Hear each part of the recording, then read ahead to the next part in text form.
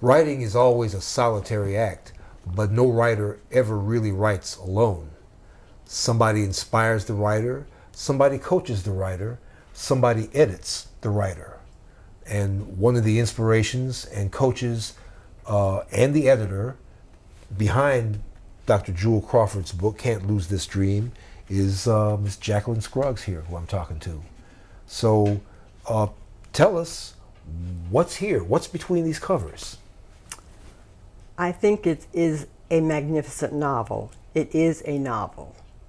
How would I describe Can't Lose This Dream? Well, I think it was it was exciting. It was suspenseful. It was dramatic. It was enlightening. It was informative. It was romantic. It was exhilarating. It was shocking. It was humorous. It was heartrending. It was just plain enjoyable.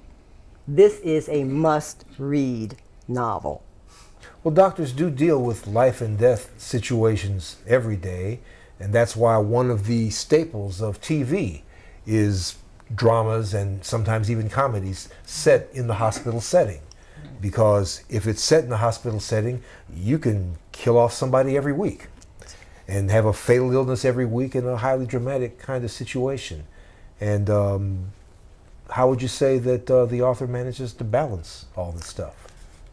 The author, Dr. Jewel Crawford, achieves a very, I'd say a very good balance. She shows the human side of Fannie Lou in the novel, but she also informs the reader of some of the actual routines that go on in a hospital, as well as and in a medical school. And in medical school. In other words, we get a glimpse of a doctor in the state of becoming. It's really a very informative book. I thoroughly enjoyed it, and as a matter of fact, I'm going to read it a second time. It's just that enjoyable. How would you say she handles characters and character development, dialogue? Well, actually, I think she does an excellent job of that, too. Her characters are, as I said, local color. That's a term that when I was teaching black literature that we use to describe how a person develops the characters. But her characters are so real, they come to life in the novel, that you actually think you are actually there looking at the characters. In other words, you become a part of that novel once you start reading it. And so what was your relationship with your longtime friend, Dr. Crawford, like in the process of editing this? Sometimes writers and editors are often at odds. I think Dr. Crawford and I have, we share a similar philosophy of life.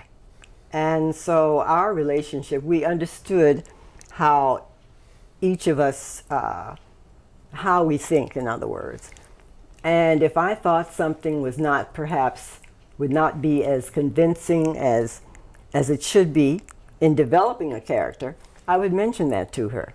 Or if I thought she did not include a character enough, such as Z, if you'll recall the character, I mentioned to her that she did not include Z often enough in the book. And Dr. Crawford sort of enlarged the character of Z because Z is, in my opinion, was a very important character in the novel. So the characters came to life. They are very lifelike. You can relate to them. Anyone at every level can relate to them. The characters in the book. So if this, if she decides to make this into a stage play too, are you going to be able to assist her in that too? Well, I certainly would like to try. I've never assisted anybody in a stage play, but I think I would try. I would like to try. All All right, then. Thank you, Miss Jacqueline Scruggs. And I'm sure she will get many sales. All right. Okay. We're looking forward to that.